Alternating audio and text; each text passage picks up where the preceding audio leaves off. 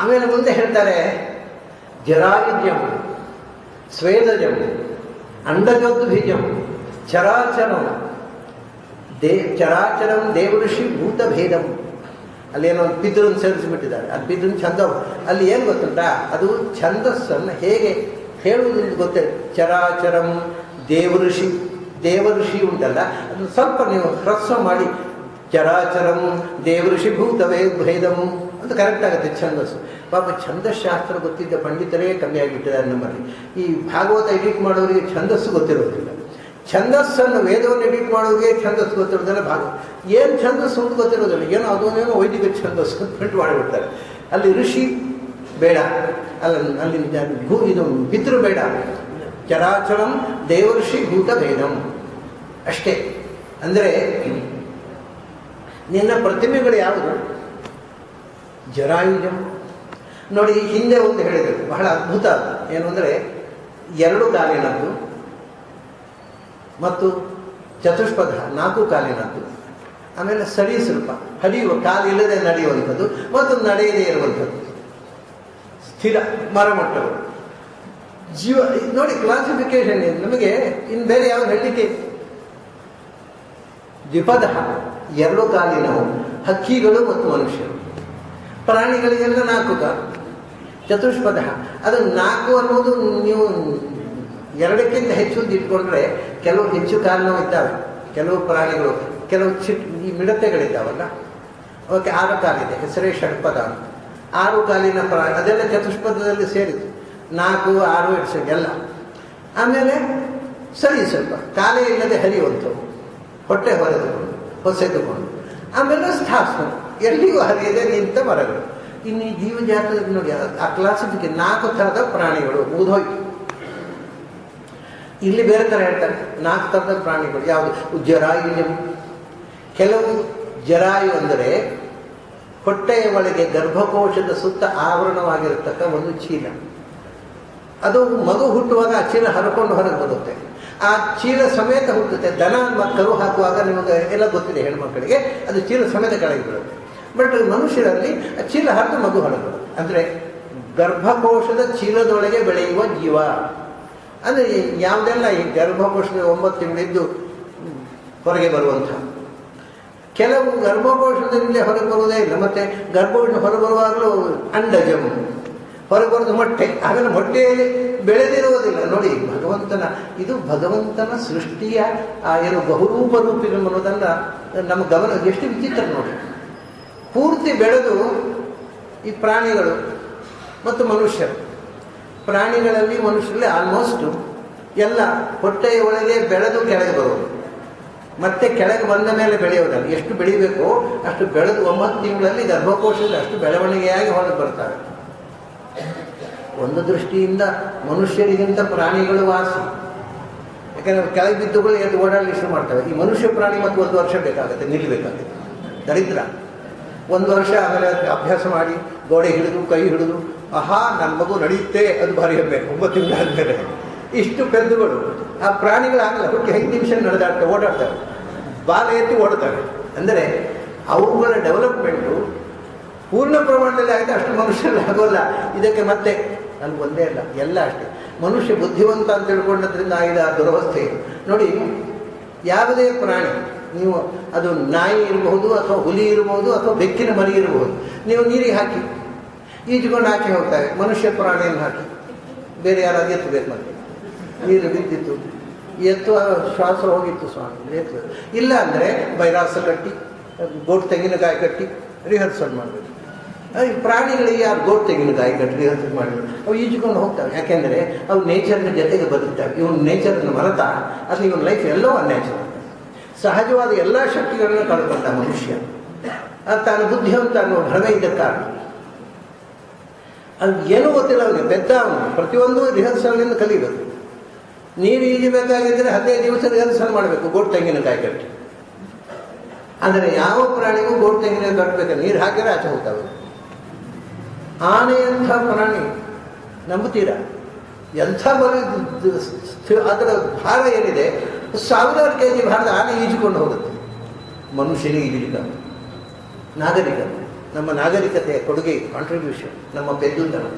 ಹಾಗಾಗಿ ಅವನು ಜರಾಯುಜ ಅಂದರೆ ಹೊಟ್ಟೆಯ ಒಳಗೆ 9 ತಿಂಗಳು ಪೂರ್ಣ ಪ್ರಮಾಣದ ಡೆವಲಪ್ ಆಗಿ ಹುಟ್ಟುವ ಪ್ರಾಣಿಗಳು ಅಂದರೆ ಕಾಡು ಪ್ರಾಣಿಗಳು, ಪಶುಗಳು ಮತ್ತು ಮನುಷ್ಯ. ದೇವರು ಬಹಳ ಬುದ್ಧಿವಂತಿಕೆಯಿಂದ ಇದನ್ನೆಲ್ಲ ಆಯ್ಕೆ ಮಾಡಿದ್ದಾನೆ. ಈ ಮನುಷ್ಯರನ್ನು ಪಶುಗಳ ಜಾತಿಗೆ ಸೇರಿಸಿದ್ದಾನೆ ಜರಾಯುಜಗಳು. ನೀವು ಪಶುಗಳೇ, ಇನ್ನು ಮನುಷ್ಯರಾಗಿಲ್ಲ. ಅದಕ್ಕೆ ಮನುಷ್ಯರಲ್ಲಿ ಹೆಗ್ಗಳಿಕೆ ಅಂದರೆ ಏನು ಗೊತ್ತುಂಟ? ಅವನು ಪುರುಷ ಪುಂಗವ ಅಂದರೆ ಎತ್ತಿನಂಥ ಮನುಷ್ಯ. ಉಪಮಾನ ಕೊಡೋದು ಮನುಷ್ಯ. ಪುರುಷ ವ್ಯಾಘ್ರ, ಹುಲಿಯಂಥ ಮನುಷ್ಯ. ಪುರುಷ ಸಿಂಹ. ಅಂದರೆ ನಮಗೆ ಉಪಮಾನಗಳಿಗೆ ಪ್ರಾಣಿಗಳು ಬೇಕು. ಹಾಗೆ ಪ್ರಾಣಿಗಳಿಗೆ ಮನುಷ್ಯನಂಥ ಸಿಂಹ ಅಂದರೆ ಇರಬೇಕು ಅಂತ ಅರ್ಥ. ಮನುಷ್ಯರು ಪ್ರಾಣಿಗಳಿಗೆ ಉಪಮಾನ ಕೊಡಲಿಕ್ಕೂ ನಾಲಾಯಕು. ಮನುಷ್ಯ ತನ್ನನ್ನು ಗ್ರೇಟ್ ಹೇಳಲಿಕ್ಕೆ ಪ್ರಾಣಿಗಳ ಉಪಮಾನ ಕೊಡ್ತಾನೆ. ಪುರುಷ ಪುಂಗವ, ಪುರುಷ ವ್ಯಾಘ್ರ, ಪುರುಷ ಸಿಂಹ, ಇದೆಲ್ಲ ಬೇಕು ಅಡ್ಜೆಕ್ಟಿವ್ಸ್. ಅದಕ್ಕೆ ನೀನು ತಿಳ್ಕೊಂಡಷ್ಟು ದೊಡ್ಡ ಸಂಗತಿಯನ್ನು ನೀನು ಒಂದು ಪಶುಗಳ ಜೊತೆಗೆ ಜರಾಯುವಿನಲ್ಲಿ ಹುಟ್ಟಿಸಿದ ನೋಡಿ. ಒಂದು ಜರಾಯುವಿನಲ್ಲಿ, ಆಮೇಲೆ ಅಂಡಜ ವಿಚಿತ್ರ, ಮತ್ತು ಹೊಟ್ಟೆಯಲ್ಲಿ ಬೆಳೆಯದೇ ಇಲ್ಲ. ಅವು ಲೋಳೆಯಾಗಿ ಇರ್ತವೆ. ಅಷ್ಟು ಸಮಯ ತಾವು ಕೊಟ್ಟರು ಹೊಟ್ಟೆಯಲ್ಲಿ ಮೊಟ್ಟೆಯಾಗಿ ಹೊಲಕ್ಕೆ ಬಿದ್ದವು. ಇದು ಹೊಟ್ಟೆಯಿಂದ ಹುಟ್ಟುವವುಗಳು, ಮೊಟ್ಟೆಯಿಂದ ಹುಟ್ಟುವವು 2 ಜಾತಿ ಆಗೋಯ್ತು. ಮೊಟ್ಟೆಯಾಗಿ ಕೆಳಗೆ ಬಿತ್ತು. ಆಮೇಲೆ ಅದಕ್ಕೆ ನೋಡಿ ಪಾಪ ಕಾವು ಕೊಡಬೇಕು. ಹೊಟ್ಟೆಯಲ್ಲಿ ಕಾವು ಕೊಟ್ಟೇ ಇಲ್ಲ, ಕಾವು ಕೊಟ್ಟು ಅದು ಬೆಳಿಬೇಕು. ಅದರೊಳಗೆ ಏನು ಬರೀ ಲೋಳೆ ಇದ್ದದ್ದು ಒಳ್ಳೆ ಬಣ್ಣ ಬಣ್ಣದ ಗರಿ ಆಯಿತು, ರೋಮ ಆಯಿತು, ಕೊಕ್ಕಾಯಿತು. ಇವಾಗ ಬ್ಯೂಟಿಫುಲ್ ಅಕ್ಕಿ ಆಯಿತು. ಅದು ಏನು ಅದ್ಭುತ. ನವಿಲು ಮರಿ ಮೊಟ್ಟೆಯಿಂದ ಹೊರಗೆ ಬಂತು. ಎಲ್ಲಿಂದ ಬಣ್ಣ ಬಂತು? ಯಾವ ಶಿಲ್ಪಿಯ ಯಾವ ಕುಂಚವೋ ಈ ವಿಚಿತ್ರ ವರ್ಣರಂಜಿತವಾಗಿರ್ತಕ್ಕಂಥ ಪಕ್ಷಿಗಳು ಹೊರಗೆ ಬಂದವು. ಅದು ಅಂಡಜ. ಅದು ಹುಟ್ಟಿದ ಮೇಲೆ ಕೆಳಕ್ಕೆ ತಾಯಿಯ ಹೊಟ್ಟೆಯಿಂದ ಹೊರಕ್ಕೆ ಬಿದ್ದ ಮೇಲೆ ಅಂಡದಲ್ಲಿ ಬೆಳೆಯುವ ಪ್ರಾಣಿಗಳು. ನೋಡಿ, ಹಿಂದೆ ಹೇಳಿದ್ದು ಬೇರೆ, ಇದು ಬೇರೆ. ಬಟ್ ಇಲ್ಲಿ ಎಲ್ಲ ಸೃಷ್ಟಿಯ ವೈವಿಧ್ಯವನ್ನು ಬೇರೆ ಬೇರೆ ಶಬ್ದಗಳಿಂದ ನಮ್ಮ ಮುಂದೆ ಕೊಡ್ತಾರೆ ವ್ಯಾಸರು. ಆಮೇಲೆ ಸ್ವೇದಜ ಕೆಲವಿರ್ತಾರೆ ಎಲ್ಲಿ ಬೆವರಿನಲ್ಲಿ ಹುಟ್ಟುವಂಥವು, ಅಂದರೆ ಕೊಳಕಿನಲ್ಲಿ ಹುಟ್ಟುವಂಥವು. ಈಗ ಗೊಬ್ಬರದ ಹುಳ ಅಂತಿದೆ, ಅದು ಗೊಬ್ಬರದಲ್ಲೇ ಹುಟ್ಟುಕೊಳ್ಳೋದು. ಗೊಬ್ಬರ ಇದ್ದರೆ ಹುಟ್ಟೋದೇ ಹೆಚ್ಚು. ಈ ತಲೆಯಲ್ಲಿ ಏನು ಆಗುತ್ತೆ? ಅದು ತಲೆಯ ಬೆವರಿನಿಂದ ಹುಟ್ಟಿಕೊಳ್ಳುತ್ತದೆ. ಅಂದರೆ ಬೆವರಿನಿಂದ ತನ್ನಷ್ಟಕ್ಕೆ ದೇಹ ರೂಪ ತಾಳತಕ್ಕಂಥ ಪ್ರಾಣಿಗಳು. ಗೊಬ್ಬರದಲ್ಲಿ, ಬೆವರಿನಲ್ಲಿ, ಕೊಳಕಿನಲ್ಲಿ ಅಲ್ಲಿಗೆ ರೂಪ ತಾಳುವಂಥದ್ದು. ಇದಿಷ್ಟು ಜೀವ ಸಂಚಾರ ಇರುವ ನಡೆದಾಡುವ ಪ್ರಾಣಿಗಳು 3 ಥರ: ಜರಾಯುಜ, ಸ್ವೇದಜ, ಅಂಡಜ. ಇನ್ನೊಂದಿದೆ ಹಂದಾಡದೇ ಇರುವಂತಹ ಜೀವ, ಅದು ಉದ್ಭಿಜ್ಯ ಅಂತ. ಅಂದರೆ ನೀವು ಒಂದು ಬೀಜ ಹಾಕ್ತೀರಿ, ಆ ಬೀಜವನ್ನು ಒಡೆದು ಉದ್ಭಿಜ್ಯ ಮೇಲೆ ಬರ್ತದೆ. ಒಂದು ಬೀಜ ಹಾಕಿದರೆ ಅದನ್ನು 2 ವಿಭಾಗ ಮಾಡಿ ಅದರ ಮಧ್ಯದಲ್ಲಿ ಮೊಳಕೆ ಮೇಲೆ ಬರ್ತದೆ. ಅದಕ್ಕೆ ಉದ್ಭಿಜ್ಯ. ಮರವಾಗಿ ಬೆಳೆಯುತ್ತೆ, ದೊಡ್ಡ ಹೆಮ್ಮರವಾಗಿ ಬೆಳೆಯುತ್ತೆ. ಅದು ಇಷ್ಟೇ. ಜೀವಗಳು 4 ಥರ, ಇನ್ನೊಂದಿಲ್ಲ. ಇದು ಬಹುರೂಪ ರೂಪ. ಎಷ್ಟು ವೈವಿಧ್ಯ ಸೃಷ್ಟಿಯಲ್ಲಿ. ಒಂದೇ ಥರ ಮಾಡ್ಬೋದಿತ್ತಲ್ಲ ದೇವರಿಗೆ. ಎಲ್ಲ ಹೊಟ್ಟೆಯಿಂದ ಹುಟ್ಟುವಾಗ ಮಕ್ಕಳಾಗಿ ಇಲ್ಲಪ್ಪ, ಒಂದು ಮೊಟ್ಟೆಯಿಂದ, ಒಂದು ಬೆವರಿನಿಂದ, ಒಂದು ಗರ್ಭಕೋಶದಿಂದ, ಮತ್ತೊಂದು. ಅದು ಎಷ್ಟು ತಮಾಷೆ ಅಂದರೆ, ನೀವು ಬೀಜ ಬಿತ್ತುವುದಲ್ಲ, ಒಂದು ಮರದ ಒಂದು ಟೊಂಗೆಯನ್ನು ನೀವು ಕತ್ತರಿಸಿ ಬಿಸಾಡಿ ಹೋಗ್ತೀರಿ. ನಿಮಗೆ ಬೇಕಾದೇನೋ ಒಂದು ಪೀಸು ಸಮಿಧೆ ಬೇಕಿತ್ತು, ಅದಕ್ಕೆ ಬೇಕಾದ ತುದಿ 4 ಸಂಧೆ ಮಾಡಿ ಉಳಿದ ಕೋಲನ್ನು ಬಿಸಾಡಿ ಹೋಗ್ತೀರಿ. ಅದು ಅಲ್ಲೇ ಒಡೆದು ಸಿಗುತ್ತೆ. ಸತ್ತು ಬಿದ್ದ ಮರದ ಟೊಂಗೆ ಮತ್ತೆ ಒಂದು ಜೀವ ಪ್ರವೇಶ ಮಾಡಿದರೆ ಅಲ್ಲೇ ಒಡೆದು ಸಿಗುತ್ತೆ. ಪುಣ್ಯಜೀವಿ ಅದು. 9 ತಿಂಗಳ ಒದ್ದಾಟ ಇಲ್ಲ ಅದಕ್ಕೆ. ಅಲ್ಲೇ ಟಪ್ಪ ಹುಟ್ಟಿಸಿದ್ರೆ ಬಿಡುತ್ತೆ. ಅದು ತುಂಬ ಪುಣ್ಯಜೀವಿ ಅದು. ಸ್ಥಾನವನ್ಯೇನ ಸಂಯಂತಿ ಯಥಾಕರ್ಮ ಯೋನಿವನ್ಯೇ ಪ್ರಪದ್ಯಂತೆ ಶರೀರತ್ವ ಯದೇಹಿನಃ ಸ್ಥಾನವನ್ಯೇನ ಸಂಯಂತಿ ಯಥಾಕರ್ಮ ಯಥಾಶ್ರುತಂ. ನಚಿಕೇತನಿಗೆ ಹೇಳಿದ, ಅಪ್ಪ, ಕೆಲವು ಹುಟ್ಟುವುದಕ್ಕೋಸ್ಕರ ತಾಯಿಯ ಹೊಟ್ಟೆಯನ್ನು ಸೇರಿಕೊಳ್ತಾರೆ, ಒದ್ದಾಡ್ತಾರೆ 9 ತಿಂಗಳು. ಕೆಲವು ಸ್ಥಾನವನ್ನೇ ಅನಿಸುತ್ತೆ, ಏನಿಲ್ಲ, ಒಂದು ಮರದ ಕೊರಡನ್ನು ಪ್ರವೇಶ ಮಾಡಿಬಿಡ್ತವೆ, ಅದು ಚಿಗುರಿ ಬಿಡುತ್ತೆ, ಜೀವ ಸಂಚಾರ ಆಗಬೇಕು, ಒದ್ದಾಟವೇ ಇಲ್ಲ, ಗರ್ಭವಾಸದ ದುಃಖವೇ ಇಲ್ಲ. ಯಾಕೆ? ಯಥಾ ಕರ್ಮ ಅವರವರು ಮಾಡಿದ ಕರ್ಮಕ್ಕಂತೆ ಅವರವರು ಹುಡ್ತಾರಪ್ಪ, ಅದನ್ನೆಲ್ಲ ಹೇಳಿ ಉಪಯೋಗ ಇಲ್ಲ ಅಂತ ಅಂದ್ಬಿಟ್ಟು ಅವರವರ ಹಿಂದಿನ ಕರ್ಮಕ್ಕೆ ತಕ್ಕಂತೆ ಅವರು ಒದ್ದಾಡಬೇಕು ಅಂದರೆ ತಾಯಿ ಹೊಟ್ಟೆಗೆ ಹೋಗಿ 9 ತಿಂಗಳು ಇಲ್ಲ. ನೋಡಿ, ಇದು ವಿಚಿತ್ರ ಸೃಷ್ಟಿಯ ವೈವಿಧ್ಯ. ಆಮೇಲೆ ಇದಾಯಿತು. ಆಮೇಲೆ ಇದನ್ನು ಒಟ್ಟಿಗೆ ಹೇಳಿದರು. 4 ಹೇಳಿದರು. ಜೀವಜಾತದಲ್ಲಿ 4 ಯಾವುದೆಲ್ಲ? ಜರಾಯುಜ, ಸ್ವೇದಜ, ಅಂಡಜ, ಉದ್ಭಿಜ. 2 ಮಾಡುವ. ಚರಾಚರಂ, ನಡೆದಾಡುವ ಪ್ರಾಣಿ, ನಡೆದಾಡದ ಪ್ರಾಣಿ. ಅಚರ ಮರ ಮಟ್ಟುಗಳು, ಮತ್ತು ನಡೆದಾಡು. ಚರಾಚರಂ ಅದರ ವೈವಿಧ್ಯವನ್ನು ಹೇಳಿದರು. ನಮಗೆ ಗೊತ್ತಿರುವಂತಹದ್ದು ಮನುಷ್ಯರು ಮತ್ತು ಪ್ರಾಣಿಗಳು ಚರ. ಅಚರ ಅಂದರೆ ಮರಗಳು, ವನಸ್ಪತಿಗಳು, ಪ್ಲಾಂಟ್ಸ್. ಅವ್ರು ಹೇಳಿದ್ರು ಅಷ್ಟೇ ಅಲ್ಲಪ್ಪ, ದೇವ ಋಷಿ ಭೂತ ಭೇದಂ, ದೇವ ಋಷಿ ಭೂತ ಭೇದಂ. ದೇವತೆಗಳು ಋಷಿಗಳು ಅಂತ ನಮಗೆ ಗೊತ್ತಿಲ್ಲದ ಒಂದು ವರ್ಗ ಇದೆ. ಅದು ಯಾಕಂದ್ರೆ ಜನಸಾಮಾನ್ಯರಿಗೆ ಕಾಣದ ಗೊತ್ತಿರೋದು ದೇವತೆಗಳು ಋಷಿಗಳು. ಅದ ನಂತರ ಮನುಷ್ಯರು ಬರ್ತಾರೆ. ದೇವತೆಗಳು, ಋಷಿಗಳು, ಗಂಧರ್ವರು, ಯಕ್ಷರು ಎಲ್ಲ ದೊಡ್ಡ ವರ್ಗವೇ ಇದೆ. ಅವು ನಮ್ಮ ಕಣ್ಣಿಗೆ ಕಾಣದಂತಹ ಸೂಕ್ಷ್ಮ ಜೀವಿಗಳ ಒಂದು ಮಹತ್ತಾದ ಪ್ರಪಂಚವೇ ಇದೆ. ಅದನ್ನು ಹೇಳಿ, ಇದು ಮೊದಲೆಲ್ಲ ಕಣ್ಣಿಗೆ ಕಾಣುವಂಥದ್ದನ್ನು ಹೇಳಿದ್ರು. ಚರಾಚರ ಯಾವುದು?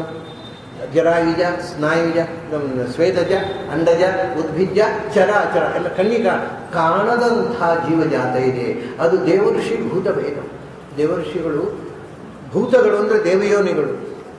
ಭೂತೋನಿ ದೇವಯೋನಿ, ದೇವತೆಗಳ ಒಂದು ಪರಿವಾರದಲ್ಲಿ ಇರತಕ್ಕಂಥ ಗಣಗಳು, ಗಣದೇವತೆಗಳು ಮತ್ತು ಸಮಸ್ತ ಪ್ರಾಣಿಗಳು ಭೂತ. ಇಂಥ ಭೇದ, ಅನೇಕ ವೈವಿಧ್ಯ ಇರತಕ್ಕಂಥ ಇಷ್ಟು ಜೀವಜಾತ.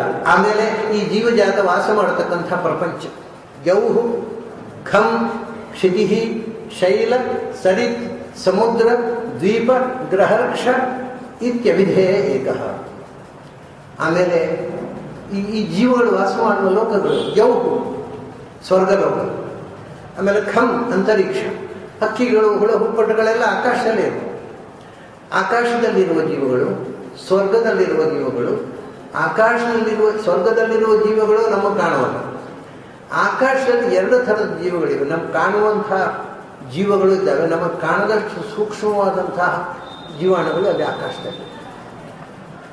ಮತ್ತು ಈ ಗರ್ಭಕ್ಕೆ ಪ್ರವೇಶ ಮಾಡುವ ಮುಂಚೆ ಒಂದು ಜೀವ ತಾಯಿಯ ಹೊಟ್ಟೆಯನ್ನು ಪ್ರವೇಶ ಮಾಡುವ ಮುಂಚೆ ಆಕಾಶದಲ್ಲೇ ಇರೋದು. ಅದು ಎಲ್ಲೋ ಅದನ್ನು ಪರಲೋಕದಲ್ಲಿ ಅನುಭವಿಸಬೇಕಾದ ಪುಣ್ಯ ಪಾಪಗಳನ್ನು ಮುಗಿಸಿಕೊಂಡು ಕೆಳಕ್ಕೆ ಬಂದು ಅದು ಅಟ್ಮಾಸ್ಫಿಯರ್ನಲ್ಲಿರುತ್ತೆ. ಯಾವುದೇ ಕ್ಯೂ, ತಾಯಿಯ ಹೊಟ್ಟೆ ಪ್ರವೇಶಿಸಲಿಕ್ಕೆ ಅದರದ್ದು ಕ್ಯೂ ಬರೋ ತನಕ ಅದು ವಾತಾವರಣದಲ್ಲೇ ಇರುತ್ತೆ. ಅದು ಎಷ್ಟಿರುತ್ತೆ? ಪರಮಾಣು ಪ್ರದೇಶ ವಿಹ್ಯನಂತಹ ಜೀವರಾಶ. ಒಂದೊಂದು ಪರಮಾಣುವಿನ ಪ್ರದೇಶದಲ್ಲಿ ಸಹಸ್ರ ಸಂಖ್ಯೆಯ ಜೀವಗಳಿರ್ತವೆ. ಇಲ್ಲೆಲ್ಲ ಇದು ಸ್ಪೇಸ್ ಅಲ್ಲ, ಇಲ್ಲಿ ಮುದ್ದೆ ಜೀವಗಳಿದ್ದಾವೆ. ಅವೆಲ್ಲ ಕಣ್ಣಿಗೆ ಆಕರ್ಷಿರುವವುಗಳು, ತಾಯಿಯ ಹೊಟ್ಟೆ ಸಿಗೋ ತನಕ ಕ್ಯೂ ಕಾಯ್ತಾ ಇರುವವು. ಹಾಗಾಗಿ ಅದೆಲ್ಲ ಅಂತರಿಕ್ಷದಲ್ಲಿರ್ತಕ್ಕ ಜೀವಜಾತಗಳು. ಆಮೇಲೆ ಯೌಹು, ಖಂ, ಆಮೇಲೆ ಕ್ಷಿತಿ, ಭೂಮಿಯಲ್ಲಿರ್ತಕ್ಕ ಜೀವಜಾತಗಳು. ಆಮೇಲೆ ಅದಾಯಿತು ಮನುಷ್ಯನ ಪ್ರಾಣಿ. ಆಮೇಲೆ ಕ್ಷಿತಿಯಲ್ಲಿ ವಿಶೇಷ ಶೈಲ, ಸರಿತ್, ಬೆಟ್ಟಗಳಲ್ಲಿ ಇರತಕ್ಕಂಥವು. ಬೆಟ್ಟಗಳಲ್ಲಿ ಕಾಡು ಬೆಟ್ಟಗಳ, ಶೈಲ ಅಂದರೆ ಬೆಟ್ಟ, ಕಾಡು ಗುಡ್ಡ. ಕಾಡು ಗುಡ್ಡಗಳಲ್ಲಿ ಅವು ನಾಡಿಗೆ ಬರೋದೇ ಇಲ್ಲ. ಈಗ ಬರ್ತವೆ, ಯಾಕೆಂದರೆ ಕಾಡನ್ನೆಲ್ಲ ಕಡಿದು ಬಿಟ್ಟಿದೆ, ಅದು ನಾಡಿಗೆ ಬರ್ಲಿಕ್ಕೆ ಶುರು ಮಾಡಿದ್ದಾವೆ. ಇಲ್ಲದಿದ್ದರೆ ಅವು ಅವಷ್ಟೇ ಕಾಡಿನಲ್ಲಿ ಇರ್ತಾವೆ, ನಾಡಿಗೆ ಬರೋದು. ಅವಕ್ಕೆ ಈ ನಾಡಿನ ಅಸಹ್ಯ ನೋಡ್ಲಿಕ್ಕೆ ಆಗೋದು, ಕೊಳಕು. ಅದಕ್ಕೆ ಕಾಡಿನಲ್ಲಿ ಆನಂದವಾಗಿರ್ತವೆ. ಅವನ್ನೆಲ್ಲ ಕಡಿದು ಬಿಟ್ಟವು ಅಂತ ಅವು ನಾಡಿಗೆ ಬರ್ಲಿಕ್ಕೆ ಶುರು ಮಾಡಿದೆ. ಅಂತೂ ಶೈಲ, ಕಾಡು ಬೆಟ್ಟಗಳಲ್ಲಿ ಇರತಕ್ಕಂಥ ಪ್ರಾಣಿಗಳಿಗೋಸ್ಕರ ಕಾಡು ಬೆಟ್ಟ. ಸರಿತ್, ಚಿಕ್ಕ ಪುಟ್ಟ ಮೀನುಗಳಿಗೆ, ಅದನ್ನು ನದಿಗಳ ನೀರು, ಮೀನುಗಳಿಗೆ ಅಷ್ಟೇ ಅಲ್ಲ, ನಮಗೂ ನೀರು ಬೇಕು ಬದುಕಲಿಕ್ಕೆ. ನದಿಗಳು, ಆಮೇಲೆ ಸಮುದ್ರ, ಶೈಲ, ಸಮುದ್ರ. ಅದು ಮಹಾ. ಭೂಮಿಯಲ್ಲಿ ಎಷ್ಟು ಬಗೆಯ ಪ್ರಾಣಿಗಳಿವೆಯೋ ಅದಕ್ಕಿಂತ ಹೆಚ್ಚು ಬಗೆಯ ಪ್ರಾಣಿಗಳು ನೀರಿನಲ್ಲಿವೆ. ನೀರಿನಲ್ಲಿ ಅಸಂಖ್ಯ ಪ್ರಾಣಿಗಳ ವೈವಿಧ್ಯ ಇದೆ. ನಮಗೆ ಗೊತ್ತಿರೋದು, ನಮಗೆ ತಿನ್ನಲಿಕ್ಕೆ ಗೊತ್ತಿರುವ ಕೆಲವು ಪ್ರಾಣಿಗಳನ್ನು ಮಾತ್ರ ಹಿಡಿತಾರೆ, ತಿಂತಾರೆ. ದೊಡ್ಡ ದೊಡ್ಡ ಮೀನುಗಳು ಅಂದರೆ ವೇಲ್ಸ್, ತಿಮಿಂಗಿಲ ಅಂದರೆ ಪ್ರಾಯ ಅದು ಆನೆ ಗಾತ್ರ ಇರುತ್ತೆ. ಶಾಸ್ತ್ರದಲ್ಲಿ ಹೇಳ್ತಾರೆ ತಿಮಿಂಗಿಲ ಗಿಲೋಪ್ಯಸ್ತಿ ತದ್ಗಿಲೋಪ್ಯಸ್ತಿ ಅಂತ. ತಿಮಿಂಗಿಲ ಈಗ ನಾವು ವೇಲ್ ಅಂತ ಹೇಳ್ತೇವೆ, ದೊಡ್ಡ ಜಾತಿಯ ಮೀನು. ಅದು ಎಲ್ಲಾರ ಅಕಸ್ಮಾತ್ ಸಮುದ್ರದ ತೀರದಲ್ಲಿ ಸತ್ತು ಬಿದ್ದಿರ್ತವೆ, ಸಿಕ್ಕಿರ್ತವೆ, ಆನೆ ಗಾತ್ರ ಇರ್ತವೆ. ನೀರಿನಲ್ಲಿ ಆ ತಿಮಿಂಗಿಲವನ್ನು ತಿಂದು ಬದುಕುವ ಪ್ರಾಣಿ ಇದೆ ಅಂತ ಹೇಳ್ತಾರೆ ಶಾಸ್ತ್ರ. ಅದು ಎಷ್ಟು ದೊಡ್ಡ ಆನೆ ಗಾತ್ರದ ತಿಮಿಂಗಿಲವನ್ನು ನುಂಗಿ ಬದುಕತಕ್ಕಂಥ, ಅದಕ್ಕಿಂತ 4 ಪಟ್ಟು ದೊಡ್ಡ ಪ್ರಾಣಿ. ಆ ತಿಮಿಂಗಿಲ ಗಿಲವನ್ನು ತಿನ್ನುವ ತಿಮಿಂಗಿಲ ಗಿಲಗಿಲಗಳಿದ್ದಾವೆ. ತಿಮಿಂಗಿಲ ಗಿಲೋಪ್ಯಸ್ತಿ ತದ್ಗಿಲೋಪ್ಯಸ್ತಿ ಅಂದರೆ ನೀರಿನಲ್ಲಿ. ಮತ್ತೆ ನೋಡಿ, ನೀರಿನಲ್ಲಿ ನಾಯಿ ಇದೆ, ನೀರು ಕುದುರೆ, ನೀರು ನಾಯಿ, ನೀರು ಆನೆ, ನೀರು ಮನುಷ್ಯ ಅಂತ ಒಂದಿಲ್ಲ ಅಂತ ಕಾಣುತ್ತೆ. ಮತ್ತೆಲ್ಲ ಭೂಮಿಯಲ್ಲಿರುವಂಥ ವೈಶಿಷ್ಟ್ಯಗಳು ಜಲಕನ್ಯೆ ಅಂತ ಅದು ಕವಿ ಕಾವ್ಯದಲ್ಲಿ ಬರ್ತಾವೆ, ನೀರಿನ ಹುಡುಗಿ ಅಂತ. ಜಲಕನ್ಯೆಯರು, ಅವು ಹುಡುಗರು ಬರೋಲ್ಲ, ಬರೀ ಹುಡುಗಿಯರು ಬರ್ತಾರೆ, ಜಲಕನ್ಯೆಯರು ಬರ್ತಾರೆ. ಆದರೆ ನಿಜವಾಗಿ ನೀರಿನಲ್ಲಿ ಎಲ್ಲ ವೈರೈಟೀಸ್ ಅಂದರೆ ಭೂಮಿಯಲ್ಲಿ ಎಷ್ಟು ಬಗೆಯ ಪ್ರಾಣಿಗಳಿವೆ, ಅವು ಎಲ್ಲಕ್ಕಿಂತ ಅತಿಶಯವಾದ ಪ್ರಪಂಚ ಜಲಪ್ರಪಂಚ, ಅದಕ್ಕೆ ಸಮುದ್ರ. ಇದೆಲ್ಲ ಸೃಷ್ಟಿಯ ವೈವಿಧ್ಯ, ನಾವು ವಾಸಕ್ಕೆ ಅಂತ ಹೇಳೋದಲ್ಲ. ಆಮೇಲೆ ದ್ವೀಪ ಗ್ರಹ ಕ್ಷೇತ್ರ ವಿಧೇಯಕ, ದ್ವೀಪಗಳು, ಸಮುದ್ರದ ಮಧ್ಯದಲ್ಲಿ ದ್ವೀಪಗಳು, ನದಿ ಮಧ್ಯದಲ್ಲಿ ದ್ವೀಪಗಳು. ಅಮೇರಿಕಾದಲ್ಲಿ ಒಂದು 1000 ಐಲ್ಯಾಂಡ್ಸ್ ಉಂಟು, ನದಿ ಮಧ್ಯದಲ್ಲಿ 1000 ದ್ವೀಪಗಳಿವೆ. 1000 ದ್ವೀಪ ನಮ್ಮನ್ನು ಕರ್ಕೊಂಡು ಹೋಗಿ ತೋರಿಸಿ ವಾಪಸ್ ಬಿಡ್ತಾರೆ. ಅದನ್ನು ದುಡ್ಡು ಮಾಡಲಿ ಒಂದು ಸಾಧನ ಅವರಿಗೆ, ದುಡ್ಡು ಮಾಡಿಕೊಳ್ಳಿ ಎಂದು ಭಗವಂತ ಸೃಷ್ಟಿ ಮಾಡಿದ. 1000 ದ್ವೀಪಗಳು, 1000 ಐಲ್ಯಾಂಡ್ಸ್ ಅಂತ ಹೆಸರದಕ್ಕೆ. ಅದರಲ್ಲಿ ಒಂದು ಐಲ್ಯಾಂಡ್ ಎಷ್ಟು ದೊಡ್ಡದಿದೆ ಅಂದರೆ ಅದು ಒಂದು ಪುಟ್ಟ ಗಿಡ ಮಾತ್ರ ಇದೆ, ಇಷ್ಟೇ ಐಲ್ಯಾಂಡ್. ಅದಕ್ಕೆ ಏನು ಅಲ್ಲಿ ಇಳಿಯುವಾಗಿಲ್ಲ, ಜಾಗ ಇಲ್ಲ, ಒಂದು ಸಣ್ಣ ಗಿಡ ಇದೆ ಅಷ್ಟೇ, ಒಂದು ಐಲ್ಯಾಂಡ್. ಅದು ಲೆಕ್ಕಕ್ಕೆ 1000 ಆಗಬೇಕು. ಆಮೇಲೆ ದೊಡ್ಡ ದೊಡ್ಡ ಬಂಗಲೆಗಳನ್ನು ಕಟ್ಟುವ ಐಲ್ಯಾಂಡ್ಗಳು ಇವೆ, ಒಂದು ಪುಟ್ಟ ಗಿಡ ಮಾತ್ರ ಬೆಳೆಯೋದು, ಅದು ಇಷ್ಟೇ ಜಾಗ, ಒಂದು 2 ಗೇಣು ಅಗಲವೂ ಇಲ್ಲ, ಅಂಥ ಐಲ್ಯಾಂಡ್ಗಳು ಇವೆ. ಅದು ದ್ವೀಪಗಳು. ಇದೆಲ್ಲ ಭಗವಂತನ ಸೃಷ್ಟಿಯ ವೈಚಿತ್ರ್ಯಗಳು. ದ್ವೀಪ, ಸರಿತು, ಸಮುದ್ರ, ದ್ವೀಪ, ಗ್ರಹ, ವೃಕ್ಷ, ಆಮೇಲೆ ಗ್ರಹಗಳು. ಆಮೇಲೆ ಈ ದ್ವೀಪಗಳು ಅಂದಾಗ ಒಂದು ಮಾತು ಹೇಳಬೇಕು ನಾನು. ಈ ಜಮ್ಮು ದ್ವೀಪದ ಉಪದ್ವೀಪಗಳನ್ನು ಪರಿಗಣನೆ ಮಾಡುವಾಗ ಭಾಗವತ ಹೇಳ್ತದೆ, ಮುಂದೆ ಆ ವಿಷಯ ನಾವು ಯಾವಾಗ ಬರುತ್ತೋ ಗೊತ್ತಿಲ್ಲ, ಈಗ ನಾನು ದ್ವೀಪ ಅಂತ ಹೇಳಿಬಿಡ್ತೇನೆ. ಯಾಕಂದರೆ ಅನೇಕ ಜನ ಸಿಲೋನನ್ನೇ ಲಂಕೆ ಅಂತ ತಿಳ್ಕೊಂಡಿದ್ದಾರೆ. ರಾವಣ ಇದ್ದದ್ದು ಅಲ್ಲೇ ಅಂತ. ಅಲ್ಲ, ಹೋದಲ್ಲೆಲ್ಲ ಅವ್ರ ಕಥೆ ಇಲ್ಲೇ ರಾವಣ, ಇಲ್ಲೇ ಸೀತೆ, ಇದೇ ಅಶೋಕವನದಲ್ಲಿ ಇದ್ದದ್ದು ಅಂತ ಯಾವುದೋ ಒಂದು ಮರ ತೋರಿಸಿ ಅದೆಲ್ಲ ಇಲ್ಲಿಯೂ ಮಾಡ್ತಾರೆ. ಯಾವುದಾದ್ರು ದೇವಸ್ಥಾನಕ್ಕೆ ಹೋದರೆ ಅದು ಕಲ್ಲಿನಲ್ಲಿ ಒಳ್ಳೆ ಮಡಕೆ ಇರುತ್ತೆ, ಇದು ಸೀರೆ ಆಡಿಸಿದ ಜಾಗ ಅಂತ ತೋರಿಸ್ತಾರೆ. ಆ ದುರ್ಬುದ್ಧಿ ಇಲ್ಲಿಯೂ ಇದೆ, ಅಲ್ಲಿದೆ. ಎಲ್ಲ ಕಡೆ ನಮಗೆ ಬರೀ ದುರ್ಬುದ್ಧಿ ಇರೋದು ಹೊರತು ಯಥಾರ್ಥ ಜ್ಞಾನ ಇಲ್ಲ. ಎಲ್ಲ ಕಡೆ ಒಂದು ದೊಡ್ಡ ಬಂಡೆ ಇದ್ದ ಕೂಡಲೇ ಅದಕ್ಕೆ ಭೀಮನ ಬಂಡೆ ಅಂತ ಹೆಸರಿಟ್ಟಿದ್ರು. ಯಾಕೆಂದರೆ ಗಾತ್ರ ಅಲ್ಲಿ ಹೋದು, ಇದು ಭೀಮ ಅಡಿಗೆ ಮಾಡಿದ ಬಂಡೆ, ಇದನ್ನು ಆಚೆ ಈಚೆ 2 ಕಲ್ಲಿಟ್ಟು ಈ ಒಲೆಯಲ್ಲಿ ಅಡಿಗೆ ಇದೇ ಬುದ್ಧಿ ನಮಗೆ. ಅಂದರೆ ಸುಳ್ಳು ಕಥೆಗಳನ್ನು ಸೃಷ್ಟಿ ಮಾಡಿ ದೇವರ ಕೊಲೆ ಮಾಡೋದು. ಸರಿ, ಹಾಗೆ ನಮಗೆ ಸಿಲೋನ್ ಅಂದರೆ ಲಂಕೆ ಅಂತ, ರಾವಣ ಇದ್ದ ಊರು ಅಂತ ಬಹಳ ಜನರಿಗೆ ಒಂದು ಭ್ರಮೆ ಇದೆ.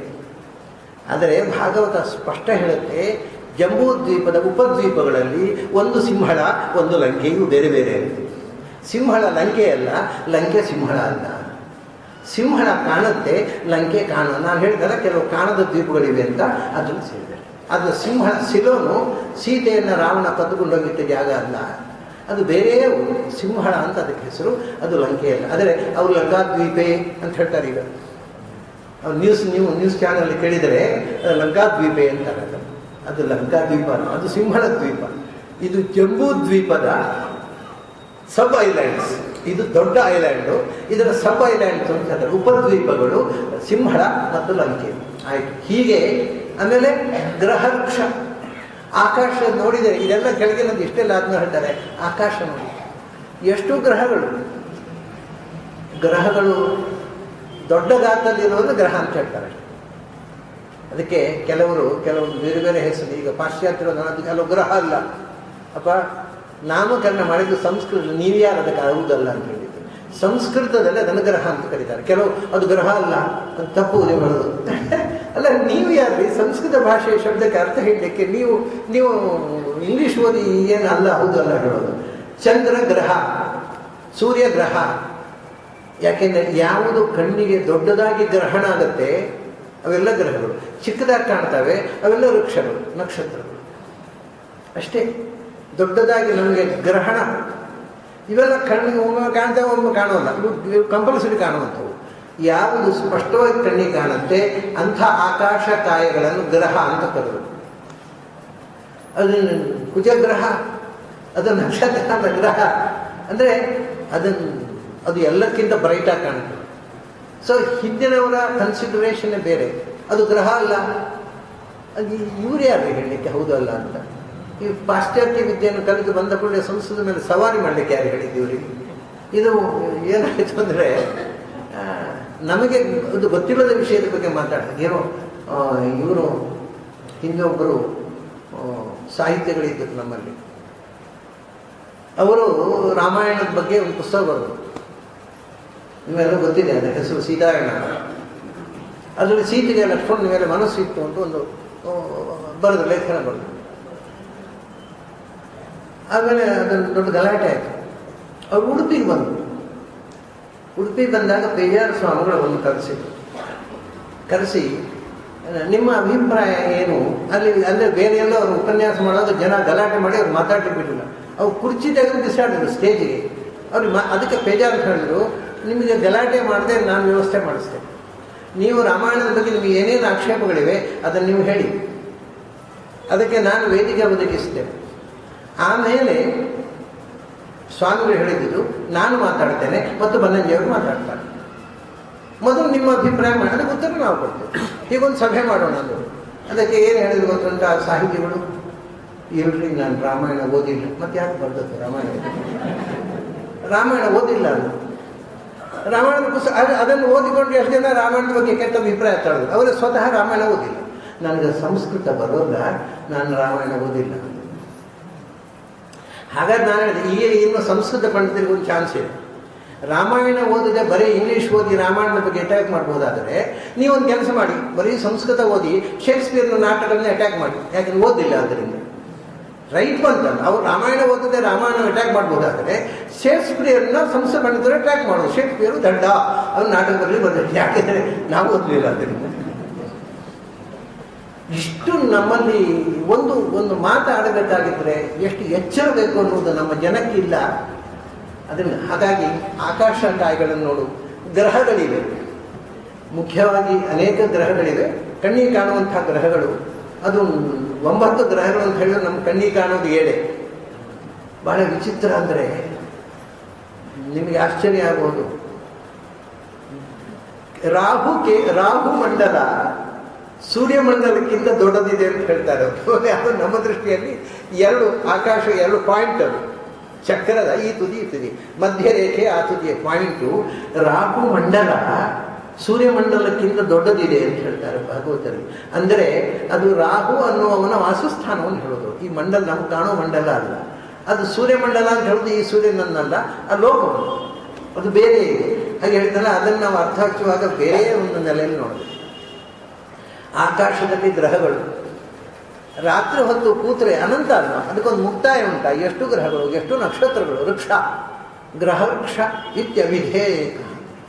ಇಷ್ಟೆಲ್ಲ ಹೇಳಿ ಕೊನೆಗೆ ಅವ್ರು ಹೇಳೋದೇನೆಂದರೆ, ಇಷ್ಟು ವೆರೈಟಿ, ಇಷ್ಟು ಲೋಕಗಳು, ಆಕಾಶಕಾಯಗಳು, ಲೆಕ್ಕ ಇಲ್ಲ ಅನಂತವಾದ ನಕ್ಷತ್ರಗಳು, ಗ್ರಹಗಳು, ಈ ಭೂಮಿ, ಈ ಆಕಾಶ, ಈ ಸ್ವರ್ಗ, ಈ ಕೊಡಲು, ಈ ನದಿ, ಈ ಬೆಟ್ಟ, ಈ ದ್ವೀಪಗಳು ಎಲ್ಲ ನಿನ್ನ ಹೆಸರು. ಇವೆಲ್ಲ ನಿನ್ನದೇ ನಾಮಾವಳಿ. ಅಭಿಧೇಯ ಏಕ. ಯಾಕೆಂದರೆ ಯಾವುದಾದ್ರೂ ಒಂದು ವಸ್ತುವಿಗೆ ಹೆಸರಿಡ್ತೇವಲ್ಲ, ಆ ಹೆಸರಿಂದ ನಾವು ಕರೆಯೋದು ಯಾವುದನ್ನು. ಇದು ಈ ರಹಸ್ಯ ಗೊತ್ತಾದರೆ ನಮಗೆ ಈಗ ಭಾಷಾಶಾಸ್ತ್ರ ಇದು ಮತ್ತೆ ಅದ್ಭುತವಾದ ಭಾಷಾಶಾಸ್ತ್ರ. ಒಂದು ವಸ್ತುವಿಗೆ ನಾವು ಹೆಸರಿಡ್ತೇವೆ. ನಾನು ಯಾವಾಗಲೂ ಹೇಳುವ ಒಂದು ದೃಷ್ಟಾಂತ ಹೇಳಿಬಿಡ್ತೇನೆ. ಒಂದು ತೆಂಗಿನಕಾಯಿ ಇದೆ. ತೆಂಗಿನಕಾಯಿ ಮರದಿಂದ ಕೊಯ್ದು ಕೆಳಗೆ ಹಾಕ್ತಾನೆ. ಅದು ತಾಯಿ ಹತ್ರ ಮಗು ಕೇಳಿದೆ, ಇದೇನಮ್ಮ, ಇದು ತೆಂಗಿನಕಾಯಿ ಅಂತ. ಸೊ ಆ ಹೊರಗಿನ ಸಿಪ್ಪೆಯನ್ನು ತೆಂಗಿನಕಾಯಿ ಅಂತ ತಿಳ್ಕೊಳ್ಳುತ್ತೆ ಮಗು. ಅದು ಸಹಜ, ಕಣ್ಣಿಗೆ ಕಾಣೋದನ್ನು. ಆಮೇಲೆ ಒಳಗೆ ಹೊಂಡೋದ್ಮೇಲೆ ಸಿಪ್ಪೆ ತೆಗೆದು ಅದನ್ನು ಬಿಸಾಡಿ ಆ ತೆಂಗಿನಕಾಯಿಯನ್ನು ದೇವಸ್ಥಾನಕ್ಕೆ ಇಟ್ಕೊಂಡು ಹೋಗ್ತಾರೆ ತಾಯಿ. ಇದೆಂಥದಮ್ಮ, ಇದು ತೆಂಗಿನಕಾಯಿ. ಮತ್ತು ಅದು ತೆಂಗಿನಕಾಯಿ ಅಂತ ತೋರಿಸಿದ್ಯಾಗ ಅದು ತೆಂಗಿನಕಾಯಿಯ ಸಿಪ್ಪೆ. ಓಹೋ, ಹಾಗಾದರೆ ಹೊರಗಿನಿಂದ ಇರುವ ಫಾರ್ಮು ಆ ಶಬ್ದದ ಅರ್ಥ ಅಲ್ಲ, ಅದು ಸಿಪ್ಪೆ. ಈಗ ಹಾಗೆ ಈ ದೇಹದೊಳಗೆ ಇರುವ ತನಕ ಆ ದೇಹವು ಕೂಡ ಅವನ ಹೆಸರಿರುತ್ತೆ, ಏನೋ so and so mister XYZ. ಅದು ಬೇರೆ ಆಗಿಬಿಟ್ರೆ ಅದು ಶವ. ಹಾಗೆ ಇದು ತೆಂಗಿನಕಾಯಿ ಹೆಣ ಆಯ್ತು ಅದಲ್ಲಿ ಬಿದ್ದು. ಆಮೇಲೆ ಗೆರಟೆ ಸಮೇತ ಹಿಡ್ಕೊಂಡು ಹೋಗಿ ದೇವಸ್ಥಾನಕ್ಕೆ. ಅದು ಗೆರಟೆಯನ್ನು ತೆಂಗಿನಕಾಯಿ ತಿಳ್ಕೊಂಡಿತ್ತು ಮಗು. ಆಮೇಲೆ ಅದನ್ನು ಒಡೆದು ತಂದು ಹೆರಮಣೆಯಲ್ಲಿ ಹೆರೆದು ಆ ಗೆರಟೆ ಬಿಸಾಡಿದ್ದು ತಾಯಿ. ಅದು ತೆಂಗಿನಕಾಯಿ ಯಾಕೆ ಬಿಸಾಡಿ? ಅದು ತೆಂಗಿನಕಾಯಿಯ ಗೆರಟೆ ಮಗು, ಮತ್ತು ಇದು ತೆಂಗಿನಕಾಯಿ. ಅಂದರೆ ಯಾವುದು ಕಾಣದೇ ಇರುವ ಇನ್ನರ್ ಮೋಸ್ಟ್ ಎಸೆನ್ಸ್ ಉಂಟೋ ಅದು ಶಬ್ದದ meaning. Outer form is not the meaning. ಇದು ಇಡೀ ಭಾಷಾಶಾಸ್ತ್ರದ ನಿಯಮ. ಪ್ರಪಂಚದಲ್ಲಿ ಯಾವತ್ತೂ ಹೊರಗಿನ ಫಾರ್ಮ್ ಅರ್ಥ ಅಲ್ಲ, ಅದರೊಳಗಿರುವ ಸ್ಪಿರಿಟು ಅಥವಾ ಎನರ್ಜಿ ಅರ್ಥ. ಹಾಗೆ ಈ ದೇಹಕ್ಕೆ ನಾವು ಹೆಸರು ಕೊಡ್ತೇವಲ್ಲ, ಇವರು ಇಂಥವರು ಅಂತ ನಾವು ಬೆರಳು ತೋರಿಸುವುದು ಕೋಟಿಗೆ. ಕೋಟು ಅವರಲ್ಲ, ಕೋಟಿನ ಒಳಗಿರುವ ಚರ್ಮ ಅವರಲ್ಲ, ಅದರೊಳಗಿರುವ ಜೀವಕ್ಕೆ ಹೇಳುವುದು. ಆದರೆ ಕಾಣದ ಒಳಗಿನ ಶಕ್ತಿಗೆ ಹೆಸರು, ಕಾಣುವ ಆಕಾರವನ್ನು ವ್ಯವಹಾರ ಮಾಡೋದು. ಹಾಗಾದರೆ ಇವಿಷ್ಟು ಆಯ್ತಲ್ಲ, ಜೀವ ಮತ್ತು ಲೋಕಗಳು, ಇವೆಲ್ಲದರ ಒಳಗೆ ಇರತಕ್ಕಂಥ ಎಸೆನ್ಸ್, ಇನ್ನರ್ ಮೋಸ್ಟ್ ಎಸೆನ್ಸ್ ಯಾವುದು? ಎಲ್ಲದರ ಅಂತರ್ಯಾಮಿ ಭಗವಂತ ಅಲ್ವಾ? ಹಾಗಾಗಿ ಎಲ್ಲ ಶಬ್ದಗಳು ಅವನ ಹೆಸರೇ ಆಯ್ತಲ್ವ. ಅಂದರೆ ಯಾವ ಹೆಸರಿನಿಂದ ಯಾವುದನ್ನು ಕರೆದರೆ ಏನಪ್ಪ? ಎಲ್ಲ ಅಭಿಧೇಯ ಏಕಃ. ನೀನು ಒಬ್ಬನೇ ಎಲ್ಲ ಶಬ್ದಗಳಿಗೂ ವಾಚ್ಯ, ನೀನು ಸರ್ವಶಬ್ದ ವಾಚ್ಯ. ನಿನ್ನ ಹೆಸರಲ್ಲದ ಶಬ್ದವೇ ಪ್ರಪಂಚದಲ್ಲಿಲ್ಲ. Every word is an epithet of God. ಅದ್ಭುತವಾದಂತಹ ಒಂದು ಸಿದ್ಧಾಂತ ಇದು. ಮತ್ತೆ ಭಾಷಾಶಾಸ್ತ್ರ, ಒಂದು ಶಬ್ದಕ್ಕೆ ಹೇಗೆ ಅರ್ಥ ಮಾಡಬೇಕು ಅಂತ ತೋರಿಸಿಕೊಟ್ಟವರು ವ್ಯಾಸ. ಅದರ ಒಳಗಿರುವಂಥ ಎನರ್ಜಿ ಆ ಶಬ್ದದ ಅರ್ಥ. ಅಂದರೆ ಎಲ್ಲ ವಸ್ತುವಿನ ಒಳಗೂ ಅಂತರ್ಯಾಮಿಯಾಗಿರ್ತಕ್ಕ innermost energy is God. ಆದ್ದರಿಂದ ಯಾವ ಶಬ್ದ ಹೇಳಿ ಅದು ಭಗವಂತನ ಅರ್ಥವೇ ಆಗಬೇಕು, ಬೇರೆ ಅರ್ಥ ಭಗವಂತನನ್ನೇ ಹೇಳಬೇಕು. ಅಂತತಃ ಸರ್ವ ಶಬ್ದಗಳು ನೀನು, ನಾನು, ಅವನು, ಇವನು, ಏನು ಬೇಕಾದ್ರೆ. ನೀನು ಅಂದರೆ ನಿಮ್ಮೊಳಗಿರುವ ಭಗವಂತ, ನಾನು ಅಂದರೆ ನನ್ನೊಳಗಿರುವ ಭಗವಂತ. ಯಾಕೆಂದರೆ ಅವನು ಹೊರಟು ಹೋದ ಮೇಲೆ ನಾನು ನಾನಲ್ಲ, ನೀವು ನೀವಲ್ಲ. ಆದ್ದರಿಂದ ಎಲ್ಲ ಯಾವ ಶಬ್ದ, ಅದು ಸರ್ವನಾಮ ಶಬ್ದ ಇರಬಹುದು, ಧಾತು ಇರಬಹುದು, ಕ್ರಿಯಾಪದ ಇರಬಹುದು, ಆ್ಯಜೆಕ್ಟಿವ್ ಇರಬಹುದು, ಉಪಸರ್ಗ ಇರಬಹುದು, ನಾಮಪದ ಇರಬಹುದು, ವಿಶೇಷಣ ಪದ ಇರಬಹುದು. ಯಾವುದೇ ಇದ್ದರೂ ಅಭಿಧೇಯ ಏಕಃ. ನೀನೇ, ಅದು ಇದು ತಮಾಷೆ, ನೀನೇ ಜರಾಯುಜ, ನೀನೇ ಸ್ವೇದಜ, ನೀನೇ ಅಂಡಜ, ನೀನೇ ಉದ್ಬೀಜ ಅಂತ ಅಂದ್ಬಿಟ್ರು. ಯಾಕೆಂದರೆ ಜರಾಯುಜ ಅಂದರೆ ಜರಾಯುವಿನ ಒಳಗಿನಿಂದ ಹುಟ್ಟಿದವ ಅಷ್ಟೇ ಅಲ್ಲ, ಜರಾಯುವಿನಿಂದ ಜನಯತೀತಿ ಜರ, ಆ ಜರಾಯುವಿನೊಳಗೆ ಹುಟ್ಟಿಸಿದವ ನೀನು, ಅದರಿಂದ ನೀನು ಜರಾಯು. ಸ್ವೇದದಿಂದ ಜನಯತಿ, ಹುಟ್ಟಿಸಿದವ ನೀನು, ಅದರಿಂದ ನೀನು ಸ್ವೇದಜ. ಉದ್ಭಿಜ್ಯ ಜನಯತಿ, ಅದನ್ನು ಚಿಗುರಿಸಿ ಹುಟ್ಟಿಸಿದವ ನೀನು, ಅದರಿಂದ ನೀನು. ಹೊಟ್ಟೆಯ ಒಳಗಿಟ್ಟು ಹುಟ್ಟಿಸಿದವ ನೀನಲ್ವಾ, ನೀನೇ ಅಂಡಜ. ಯಾವ ಶಬ್ದ ತಗೊಂಡ್ರು ಅದು ಅನ್ವಯ ಅಪ್ಲೈ ಆಗೋದ್ರ, ನಿಜವಾದ ಅರ್ಥ ಅಪ್ಲೈ ಆಗೋದು ಭಗವಂತನ. ಜೌಹು ಬೆಳಕಿನ ರಾಶಿ, ಮತ್ತು ಯಾವುದು ಬೆಳಕಿನ ರಾಶಿ? ಜ್ಯೋತಿಷ್ಯಾಂ ಜ್ಯೋತಿ, ಭಗವಂತನ ಇನ್ಯಾವುದು? ಜೌಹು. ಹಾಗೆ ಖಮ್, ಖಮ್ ಅಂದರೆ ಆ ಶಬ್ದ ನಿಜವಾದ ಅರ್ಥ ಜ್ಞಾನ ಸ್ವರೂಪ ಅಂತ. ಖಮ್ ಬ್ರಹ್ಮ ಅನ್ನೋದು ಉಪನಿಷತ್ತು. ಖಮ್ ಅಂದರೆ ನಾಲೆಜ್, ಜ್ಞಾನ ಸ್ವರೂಪ. ಆಕಾಶವನ್ನು ಖಮ್ ಅಂತ ಹೇಳಿ ಗೊತ್ತುಂಟ, ನಮಗೆ ಜ್ಞಾನ ಬರುವುದಕ್ಕೆ ಅದು ಅವಕಾಶ ಮಾಡಿಕೊಡುತ್ತೆ. ಈಗ ನೋಡಿ, ನಾನು ಮಾತಾಡ್ತಾ ಇದ್ದೇನೆ, ನೀವು ಕೇಳ್ತಾ ಇದ್ದೀರಿ. ನಾವು ಅಂದರೆ ಇದು ಕಮ್ಯುನಿಕೇಷನ್ ಆಫ್ ಮ್ಯೂಚುವಲ್ ಅಂಡರ್ಸ್ಟ್ಯಾಂಡಿಂಗ್, ನಮ್ಮ ಅರಿವನ್ನು ಹಂಚಿಕೊಳ್ತಾ ಇದ್ದೇವೆ. ಇದಕ್ಕೆ ಇಲ್ಲಿ ಆಕಾಶ ಇರುವುದು ಕಾರಣ ಅಲ್ಲ. ಇಲ್ಲಿ ಸಾಲಿಡ್ ಆಗಿಬಿಟ್ಟಿದ್ರೆ, ಇಲ್ಲ ಪೂರ್ತಿ ಕಲ್ಲು ಹಾಕಿ ಮುಚ್ಚಿಬಿಟ್ರೆ ಇದನ್ನು ಮಾತಾಡಲಿಕ್ಕೆ ಅಂತ. ಜ್ಞಾನದ ಕಮ್ಯುನಿಕೇಷನ್ಗೆ ಸಾಧನ ಆಕಾಶ, ಆದ್ದರಿಂದ ಆಕಾಶಕ್ಕೆ ಖಮ್ ಅಂತ ಹೇಳೋದು. ಆದರೆ ನಿಜವಾದ ಖಮ್ ಅಂದರೆ ಜ್ಞಾನ ಸ್ವರೂಪ. ಆಕಾಶಕ್ಕೆ ಯಾವ ಬುದ್ಧಿಯೂ ಇಲ್ಲ, ಅದೆಂತ ಖಮ್. ಖಮ್ ಅಂದರೆ ಜ್ಞಾನ ಸ್ವರೂಪನಾದ ಭಗವಂತ. ಹೀಗೆ ಕ್ಷಿತಿ ಅಂತಂದರೆ ನಮ್ಮನ್ನು ಧಾರಣೆ ಮಾಡುವ ಶಕ್ತಿ ಇಲ್ಲ. ನಾವು ಭೂಮಿಯಲ್ಲಿದ್ದೇವೆ, ಅದಕ್ಕೆ ಭೂಮಿಗೆ ಕ್ಷಿತಿ ಅಂತೇವೆ. ಈ ಭೂಮಿಯನ್ನು ಧಾರಣೆ ಮಾಡಿದವ ಯಾರು? ಅದು ಭಗವಂತ ಅಲ್ವಾ? ಅಲ್ಲಪ್ಪ, ಗ್ರಾವಿಟೇಷನ್ ಕೊಟ್ಟವ ಯಾರು? ಗ್ರಾವಿಟೇಷನ್ ಕೊಟ್ಟು ಇದು ಆಕಾಶ ನಿರಾಲಂಬವಾಗಿ ನಿಲ್ಲುವಂತೆ ಮಾಡಿದವ ಕೂರ್ಮ. ಅದಕ್ಕೆ ಅವನು ಕೂರ್ಮ ಸ್ತುತಿ. ಇದು ಅಡಿಯಲ್ಲಿ ಕೂರ್ಮ ಇದನ್ನೆಲ್ಲ ಹೊತ್ತು ಇಡೀ ಬ್ರಹ್ಮಾಂಡವನ್ನು ಹೊತ್ತುಕೊಂಡಿದ್ದಾನೆ. ಆದ್ದರಿಂದ ಅದನ್ನ ಕ್ಷಿತಿ ಅಂದರೆ ನೀನೇ. ಹೀಗೆ ಯಾವ ಶಬ್ದ ತಗೊಂಡ್ರು ಅದು ನಿನ್ನದೇ ಹೆಸರಪ್ಪ. ನೀನು ಚರ, ಚರದೊಳಗಿದ್ದು ನೀನು ಚಲಿಸ್ತೀವಿ. ನೀನು ಅಚರ, ನೀನು ಚಲಿಸಲಾರೆ. ಯಾಕಂದ್ರೆ ನೀನು ಆಮ್ನಿ ಪರ್ಸೆಂಟ್ ಆದದ್ದು ಚಲಿಸುವುದು ಹೇಗೆ? ಸೊ ನೀನು ಚರ, ನೀನು ಅಚರ. ನೀನು ದೇವತೆಗಳಲ್ಲಿ, ನೀವು ಋಷಿಗಳಲ್ಲಿ ಇದ್ದು, ನೀನು ದೇವತೆ ಋಷಿ ಶಬ್ದ. ಇದು ದೇವ ಅಂದರೆ ಬೆಳಕಿನ ಸ್ವರೂಪ ಅಂತ. ನೀನು ದೇವ. ಋಷಿ ಅಂದರೆ ಜ್ಞಾನ, ಋಷಜ್ಞಾನ. ನೀನು ಜ್ಞಾನ ಸ್ವರೂಪ, ನೀನು ಋಷಿ. ನೀನು ಋಷಿ ಅಂದರೆ ಇನ್ಯಾರು ಋಷಿಗಳಿರಬೇಕು. ಹೀಗೆ ಯಾವ ಶಬ್ದವನ್ನು ನೋಡಿದರೂ ಅದರ ನಿಜವಾದ ಅರ್ಥದ ಕಡೆಗೆ ನಾವು ಹೋದಾಗ ಎಲ್ಲ ಶಬ್ದಗಳು ನಿನ್ನ ಹೆಸರು. ನಿನ್ನ ಹೆಸರಲ್ಲದ ಶಬ್ದವೇ ಪ್ರಪಂಚದಲ್ಲಿ ಇಲ್ಲ. ಅದರಿಂದ ಸ್ತುತಿಸ್ತು ವಾಗಿಂದ್ರಿಯ ವೃತ್ತಿರಸ್ತು. ಈ ಎಚ್ಚರ ಬಂದಾಗ ನಾವು ಆಡುವ ಮಾತೆಲ್ಲ ದೇವರ ನಾಮ ಆಗುತ್ತೆ. ಕೆಲವು ಪಂಡಿತರು ಹೇಳೋದುಂಟು, ಸಂಸ್ಕೃತದಲ್ಲಿ ಹೇಳಬೇಕಪ್ಪ, ಕನ್ನಡದಲ್ಲಿ ಹೇಳಿದ್ರು ಮೈಲಿಗೆ ಅಂತ. ಕನ್ನಡವೂ ಕೂಡ ಈ ಅನುಸಂಧಾನ ಇದ್ದಾಗ ದೇವರ ನಾಮ ಆಗುತ್ತೆ. ಸಂಸ್ಕೃತದಲ್ಲೂ ಕೂಡ ಮಡಿ, ಅವನು ದರಿದ್ರ ಮುಟ್ಟಿದ ಸಂಸ್ಥೆಯಲ್ಲಿ ಹೇಳಿದ್ರು ಮೈಲಿಗೆ. ಸಂಸ್ಕೃತದಲ್ಲಿ ಅದನ್ನು ದೇವರನ್ನು ಮರೆತು ಲೌಕಿಕವಾಗಿ ವ್ಯವಹಾರ ಮಾಡಿದರೆ ಸಂಸ್ಕೃತವೂ ಮೈಲಿಗೆ. ನಿಮ್ಮ ಕನ್ನಡದ ಒಂದೊಂದು ಶಬ್ದವೂ ದೇವರ ನಾಮವಾಗಿ ನೀವು ಕಂಡ್ರೆ ಅದು ಮಡಿ. ಅದರಿಂದ ಪಂಡಿತರಿಗೆ ಮಡಿ ಮೈಲಿಗೆ ಸರಿಯಾದ ಜ್ಞಾನ ಇಲ್ಲದೆ ಒದ್ದಾಟ ಪಡ್ತಾರೆ ಪಾಪ. ಹಾಗಾಗಿ ಎಲ್ಲ ನಾಮಗಳು ಅದರ ಅರ್ಥ ತಿಳಿದರೆ ನೋಡಿ, ತಮಾಷೆ ದುಃಖಿ ಅಂತ ನಮಗೆ, ಅಯ್ಯೋ ನಾವು ದುಃಖಿಗಳಪ್ಪ, ಶಾಸ್ತ್ರ ನೀನು ದುಃಖಿ ಅಲ್ಲ, ಭಗವಂತ ದುಃಖಿ. ಯಾಕೆಂದ್ರೆ ದುಃಖ ಇರುವವನು ದುಃಖಿ ಅಲ್ಲಪ್ಪ, ದುಃಖ ಕೊಡುವವನು ದುಃಖಿ. ಯಾಕೆಂದ್ರೆ ನಾವು ಹೇಳ್ತೇವೆ ಧನಿ ಅಂತೇವೆ, ಅವನು ಧನಿ. ಧನಿ ಅಂದ್ರೆ ದುಡ್ಡು ಇರುವವನಲ್ಲ, ದುಡ್ಡಿನ ಒಡೆಯ. ಯಾಕಂದ್ರೆ ದುಡ್ಡು ಇರೋದು ಡ್ರೈವರ್ ಹತ್ರ, ಅವನು ಧನಿ ಅಂತ ಹೇಳೋಲ್ಲ. ಮತ್ತೆ he who has money is not ಧನಿ, but he who owns money is ಧನಿ. ಹಾಗೆ ಹಿ ಹೂ ಹ್ಯಾಸ್ ದುಃಖ ಈಸ್ ನಾಟ್ ದುಃಖಿ, ಹಿ ಹೂ ಓನ್ಸ್ ದುಃಖ ಈಸ್ ದುಃಖಿ. ಅದು ದುಃಖದ ಒಡೆಯ ನಾವಲ್ಲಪ್ಪ. ನಾವು ಒಡೆಯರಾದ್ರೆ ಆಗದ ಹಾಗೆ ಮಾಡ್ಕೊಳ್ತಿದ್ದೆವು, ದುಃಖ ಪಡ್ತಿದ್ದೇವ. ಹಾಗಾಗಿ ಯಾವ ಶಬ್ದ ತಗೊಳ್ಳಿ, ಅದರ ನಿಜವಾದ ಅರ್ಥ ಸ್ಪಿರಿಟ್ಗೆ ನೀವು ಹೋದರೆ ಅದು ಭಗವಂತನ ಹೆಸರಾಗತ್ತೆ. ಭಗವಂತನ ಹೆಸರದ ಶಬ್ದವೇ ಈ ಪ್ರಪಂಚದಲ್ಲಿ. ಕೂರ್ಮನನ್ನು ತಗೊಂಡು ಎಲ್ಲಿ ಕರ್ಕೊಂಡು ಹೋದರು? ಇದು ಕೂರ್ಮನವನ್ನು ಎತ್ತಿ ಹಿಡಿದರೆ ಮಾತ್ರ ಅರ್ಥ ಆಗುವ ಸಂಗತಿಗಳು, ಇಲ್ಲದಿದ್ದರೆ ಅರ್ಥ ಆಗೋದಿಲ್ಲ. ಹೀಗೆ ಇಡೀ ಪ್ರಪಂಚ ಅದು ಭಗವಂತನ ಪ್ರತಿಬಿಂಬ. ಆ ಪ್ರತಿಬಿಂಬ ಆದ್ದರಿಂದ ಅದರ ಎಲ್ಲ ಹೆಸರುಗಳು ಬಿಂಬರೂಪಗಳು ಭಗವಂತನ ಹೆಸರು. ಇಲ್ಲಿ ಮುಗಿಲಿಲ್ಲ, ಇನ್ನೂ ಒಂದು ಶ್ಲೋಕ ಇದೆ, ಮುಗಿಸ್ಲಿಕ್ಕೆ ಆಗಲಿಲ್ಲ.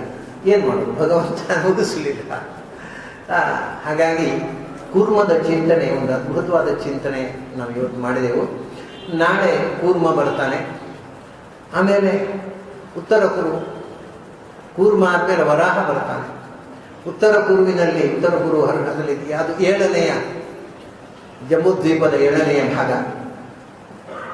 ಅಲ್ಲಿ ಭೂಮಿದೇವಿ ವರಾಹನನ್ನ ಸ್ತೋತ್ರ ಮಾಡ್ತಕ್ಕಂಥದ್ದು ಬರ್ತದೆ. ಯಾಕೆಂದ್ರೆ ವರಾಹನ ಹೆಂಡತಿ ಭೂಮಿ.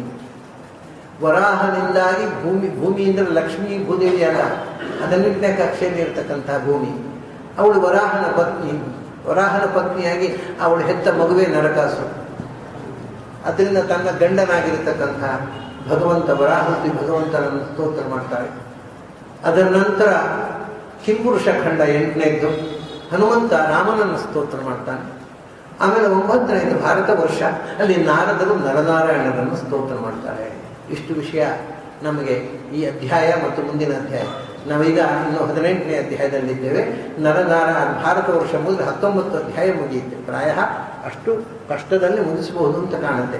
ಆ ದೇವರ ಕೈ ಹಿಡಿದು ನಮ್ಗೆ ಗೊತ್ತಿಲ್ಲ. ಅವ್ರು ಮುಗಿಸಿದ್ರೆ ಮುಗಿಯುತ್ತೆ, ಮುಗಿಸ್ಲಿಲ್ಲ ಅಂದ್ರೆ ಮುಗಿಲಿಲ್ಲ, ನಾನೇನು ಮಾಡೋ ಹಾಗಿಲ್ಲ. ಹಾಗಾಗಿ ನಾವು ಇವತ್ತು ಈ ಕೂರ್ಮದ ಚಿಂತನವನ್ನು ಇಲ್ಲಿಗೆ ನಿಲ್ಲಿಸೋಣ. ಮತ್ತೆ ನಾಳೆ ಸೇರಿದಾಗ ಕೂರ್ಮದ ಮುಂದಿನ ಅನುಸಂಧಾನ, ಅವನ ಅಸಂಖ್ಯೆಯ ರೂಪಗಳ ಬಗ್ಗೆ ಬಹಳ ರೋಚಕವಾದಂತಹ ವಿಷಯ ಹೇಳ್ತಾರೆ ಪುನಃ. ಆಮೇಲೆ ವರಾಹ, ಪ್ರಾಯ ಕೂರ್ಮ ಮತ್ತು ವರಾಹನ ಬಗ್ಗೆ ನಾಳೆ ಸೇರಿದಾಗ ಚಿಂತನೆ ಮಾಡೋಣ. ಅಲ್ಲಿ ತನಕ ತಮಗೆಲ್ಲ ಅಭಿನಂದನೆಗಳು ಮತ್ತು